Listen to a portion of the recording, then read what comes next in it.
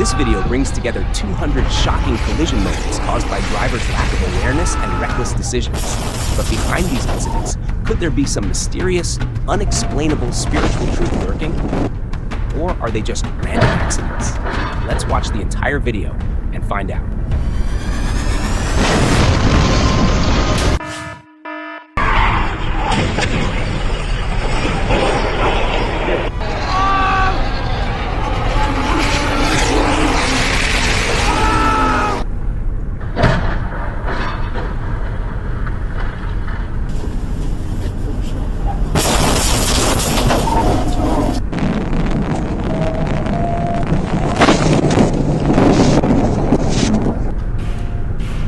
Have you ever driven through a curve and felt something strange, an eerie chill you just can't explain? These deadly curves aren't just dangerous turns. They hold stories that people recount with fear in their eyes. Could it be that these curves harbor a spirit, some unseen force? Why do so many drivers face constant accidents here, no matter how carefully they drive? Join me as we uncover this ghostly tale, and let's see if you dare to test yourself on these curves.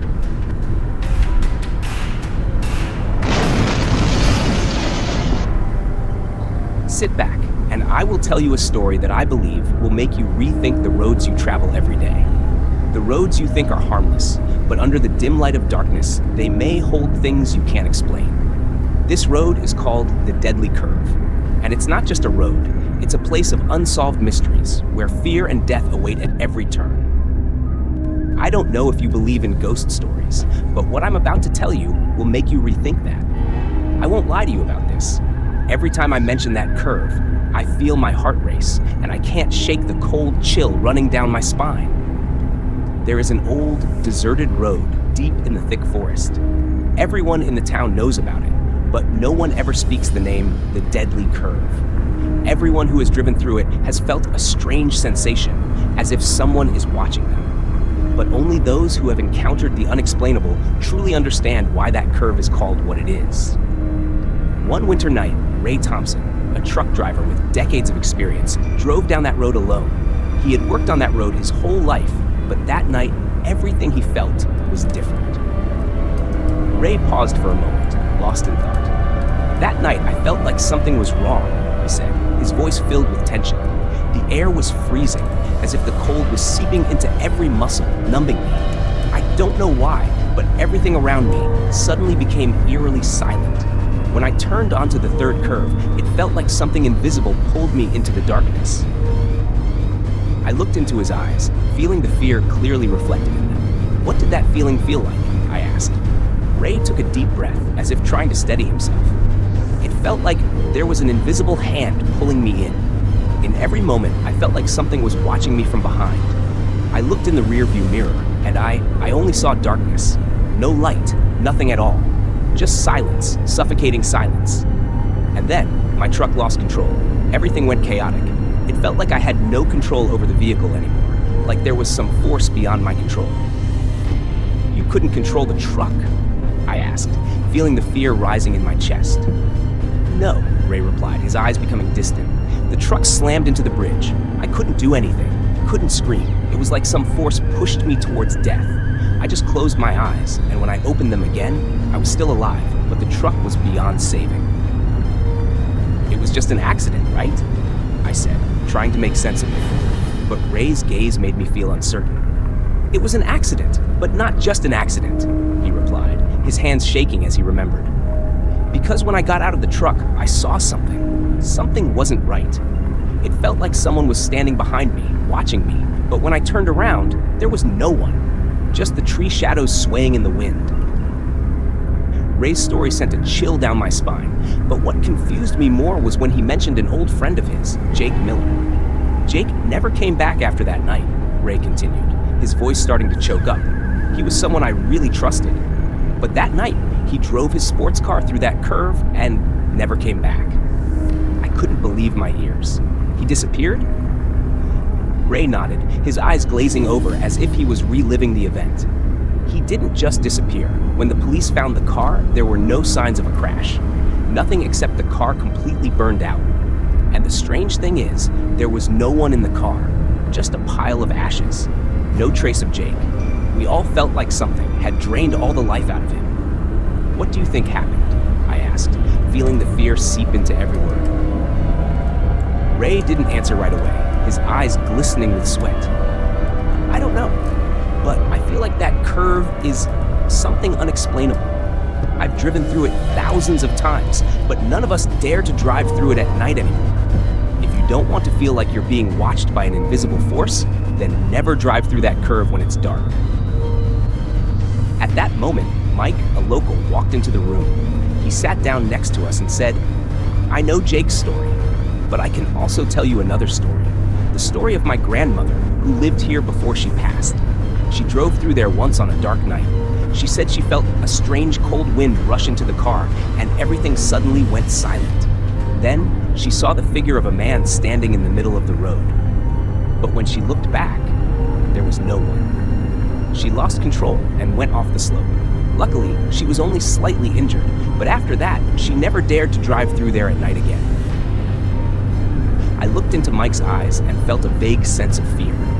"So, do you think that curve is actually haunted?" "No one knows for sure," Mike replied, his eyes empty. "But one thing's for certain, those who don't respect it will pay the price." Ray stood up, looked at me, and said, his voice serious, "I don't want you to challenge something we've experienced. Just trust me, don't drive through there at night. You never know what's waiting for you in the darkness." Ray took a deep breath, his gaze now vacant. "There's something truly strange. I can't explain it. That night, after I left the car, I felt something in the air, like an invisible breeze brushing over me, but there was no wind. And then, I sensed a pair of eyes watching me from the darkness. I'm certain I'm not the only one who's felt this." Mike, sitting beside him, nodded silently. "I know that feeling. My grandmother once spoke of a strange figure standing at that curve, right in the middle of the road. She couldn't make out its face, but she said that shadow wasn't alive. It just stood there, watching her. No movement. Only the darkness and that figure. I can't forget Jake's eyes," Ray continued, his voice suddenly choked. "When I rushed over to the burnt car, there was only ash. But the strange thing was, there was no trace of Jake. No clothes, no blood. Just an empty space. And the car as if burned by a fire with no source. It was a death beyond explanation, like someone came and drained the life from him." "So, what do we do? Is there any way to escape that curve?" I asked, feeling fear rise in my chest, wondering how many more things were hidden in that darkness.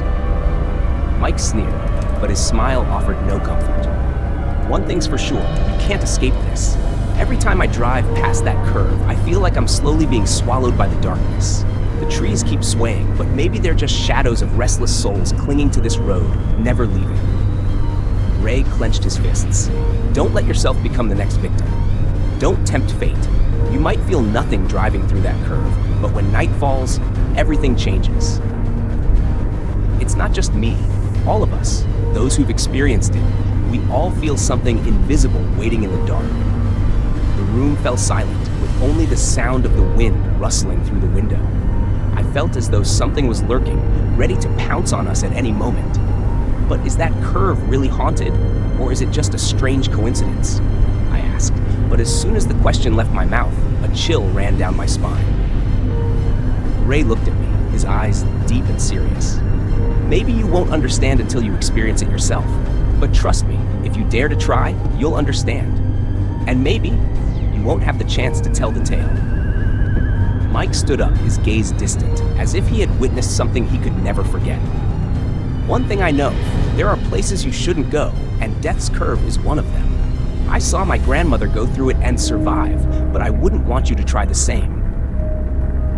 We didn't say anything more. The atmosphere in the room thickened, filled with a dark, vague fear. From that moment, I understood that there are roads you shouldn't take, not because they're dangerous, but because of what they hide in the shadows, things you can't explain, and things that may ensure you never return. I look into your eyes, feeling the chill from this story spreading through the air. The question lingers. Is that curve truly haunted? Or is it just a series of strange coincidences? Whether you believe it or not, what happened to Ray, Jake, and the others remains an unexplained mystery. Sometimes there are places we're better off just hearing about rather than daring to set foot on. And before we close today's story, I want to thank you all for tuning in and listening. If this story sent a chill down your spine, don't forget to leave a like and share the video with friends. They might think twice before taking that curve after hearing this. If you enjoy stories about the supernatural like this, be sure to subscribe so you won't miss upcoming videos. And don't forget to share your experiences with us. Have you ever driven on a road where you felt like someone was watching? Leave a comment and tell me about it. And finally, if you're driving at night, remember to watch those curves closely. Who knows? Maybe something is waiting in the darkness. Thank you all, and I'll see you next time for more tales full of mystery.